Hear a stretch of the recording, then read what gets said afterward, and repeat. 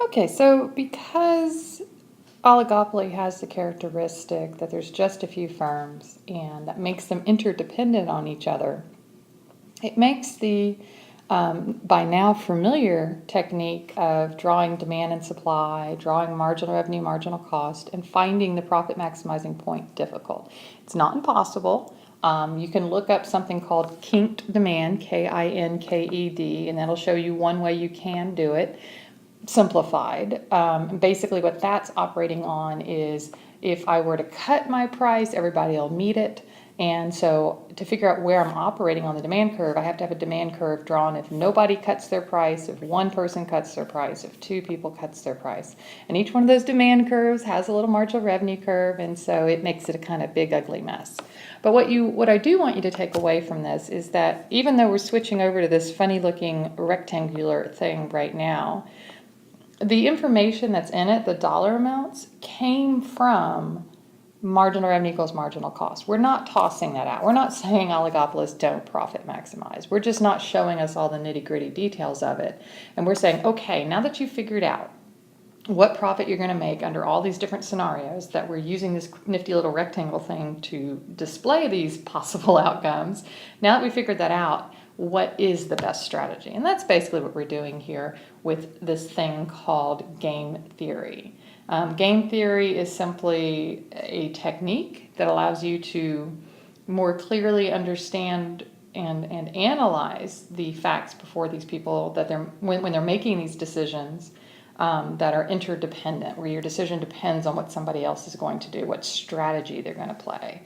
Strategy is simply which choice the competitor or you are going to make. And in the example we have right in front of us, we have two toy stores, Petra's Playthings, Teresa's Toys, and they're obviously close enough to be competitors. Maybe they're the two primary toy stores in a fairly small town, and they're trying to decide, do I put my stuff on sale or not? And so your strategy is sale or no sale. Those are the two strategies you're focusing on. And each store can play each strategy, so that obviously would make for a total of 4 possibilities, where Petra and Teresa put things on sale, where Petra puts things on sale but Teresa does not, where Petra does not put things on sale but Teresa does, and where Petra does not put things on sale and neither does Teresa. So those are our 4 outcomes. And so this grid here is just drawn for our convenience. It's what they call a payoff matrix, because the calculations for what will happen given the 2 strategies chosen are what we call payoffs. And so this is just a way that'll make it easier for us to decide what it is best, which strategy is best for each player. Okay, the next thing you want to know is how to read this. And so what we're doing is we're saying that this particular upper left rectangle shows us the payoffs of Petra having a sale and Teresa having a sale. Those are the strategies they choose. And so what we'd read is that Petra's payoff, her profit will be $1,000 maybe for that week if she has a sale, and if Teresa has a sale, her payoff will be $1,000. So if they both place sale, this is their payoffs. So Petra's is the top left here, and Teresa's payoff is this bottom right. So if Petra runs a sale but Teresa does not, Petra has a payoff of $2,500. Teresa has a payoff of $500. So if she doesn't run a sale when the other one does, she loses a lot of business. This is a completely symmetrical payoff matrix. It does not have to be that way, but we can see that the flip side is no sale for Petra, and Teresa does have a sale. So we can see that in that case, Petra has $500 profit, and Teresa gets all the business at $2,500. So what is Petra's profit if neither one of them has a sale? Okay. And what is Teresa's profit if neither one of them runs a sale? All right. So to answer that, Petra's Playthings, no sale, payoff $2,000. Teresa's Toys, her payoff, or excuse me, her strategy is no sale, and then her payoff is $2,000. So those would be the payoffs. All right, so that's enough about how to read the payoff. What do we do to actually analyze it? What we want to answer the question is, if I'm Petra, I'm having to make a decision today. Do I run a sale this week or do I not? I do not know, nor do I have control over what Teresa's going to do. So if I did at least have this information in front of me, the question we're trying to answer is, what is the best strategy for Petra to play? There's something called a dominant strategy, okay? Dominant strategy, that's one you're going to want to be familiar with. And it does not always exist in every game, but when it does, by its name, dominant, it is the strategy you will play.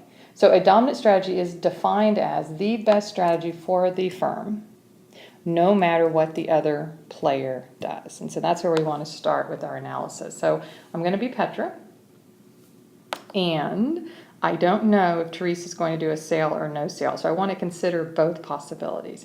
So when I'm Petra, I want to look at what's the best thing I can do if this is the world we're operating in. Teresa is having a sale. So essentially what that means is if Teresa's having a sale and I'm Petra, I could either have a sale and have $1,000 in profit, or I do not run a sale and I have a $500 profit. I think we can all agree I would rather have 1,000 than 500. So if that's my situation, if Teresa's having a sale, the best thing I can do is to have a sale. All right, now let's consider what if Teresa does not run a sale? What is the best thing Petra can do? Teresa does not have a sale. Petra does have a sale. She can make 2,500, or Petra does not run a sale and she can make 2,000. Again, 2,500. Better than 2,000. So in both cases, Petra is better off having a sale. So even not knowing what Teresa's going to do, whether Teresa has a sale or not, the best payoff in this case for Petra is to have a sale. So her dominant strategy is sale. Okay. We can then try and see, does Teresa have a dominant strategy? All right, so again, now I'm Teresa. I have no control over if Petra is going to do a sale or no sale. So if Petra does a sale, we're operating on these two possible payoffs, this one or this one. And if she does not have a sale, it's this one or that one. So all I can do as Teresa is choose sale or no sale, not knowing what Petra is going to do. All right, let's say Petra was going to have a sale. Then from Teresa's point of view, I can have 1,000 if I have a sale or 500 if I don't. I like 1,000 better, so have a sale or play the sale strategy. And then if Petra were to go with the no sale strategy, Teresa would have a choice of $2,500 if she runs a sale and 2,000 if she does not run a sale. So again, sale. So in this particular case, the dominant strategy will be sale and sale. And I'm not even going to write their names down because it's the same strategy. But both Petra and Teresa are better off running a sale. So hopefully you can at least follow how I came up with that. But now let's just take a step back and look at the overall rectangles and all those numbers, and just glancing at it, of course you'd like 2,500 the best, but just look at this. I just analyzed that they're going to end up here, but wouldn't it be better if they could end up at 2,000, 2,000? I mean, they're both improved the same amount. Why aren't they there? And that's what they call a prisoner's dilemma. A prisoner's dilemma is simply one type of game theory where the payoffs are set up in such a way, the numbers are set up in such a way that the dominant strategy will take them, in this case here, when clearly we can all see they'd be better off here. So why can't they get to 2,000? Why can't they do what they call collusion, whereas you make an agreement to either compete or not compete or to set a price, something like that, and actually end up here? And it comes back to what a dominant strategy is. If you agree to this no sale thing, now let's just pretend we're Petra and Teresa's not doing a sale. Do we want to do not a sale and make 2,000, or do we want to put things on sale and make 2,500? The incentive there is very strong for Petra to put it on sale, and then Teresa's in the same place. So because of the payoffs, because of them setting up this as the dominant strategy, it's very difficult with a one-time game to play the game one time, to interact one time, to do anything other than the dominant strategy. So this is what cops use when they have two people who they think are guilty and they need their confession to prove it, and they need to kind of rat on each other. They purposely set up jail time so they'll end up with confess, even though they might both be better off if they don't confess. But how do you guarantee the other player is not going to cheat and leave you, say, in this situation where you're getting 500, right, or going to jail for 10 years, whatever it is? So this is a prisoner's dilemma, which again is just one type of game theory. All right, so by the definition of game theory, Teresa and Petra will each follow their dominant strategy, even though technically they're worse off with 1,000, 1,000 than they would be at 2,000, 2,000. So is there any escape from this prisoner's dilemma? Collusion is difficult for a lot of reasons. There's implicit collusion and explicit collusion. Explicit collusion is illegal in this country. Implicit collusion you might be able to get away with. Explicit collusion is actually meeting, writing things down, saying this is what we're going to do, and making an agreement. A cartel is an example of a collusion, an explicit collusion, and that would be illegal in this country.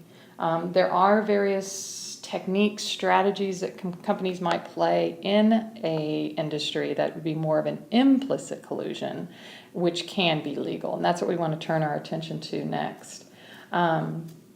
Because an example like this here we have of Teresa and Petra, and do I have a sale or not, in reality is not likely to be a one-time decision. And so when we play this game once, the dominant strategy will be the solution, because it's the best you can do no matter what the other guy's doing.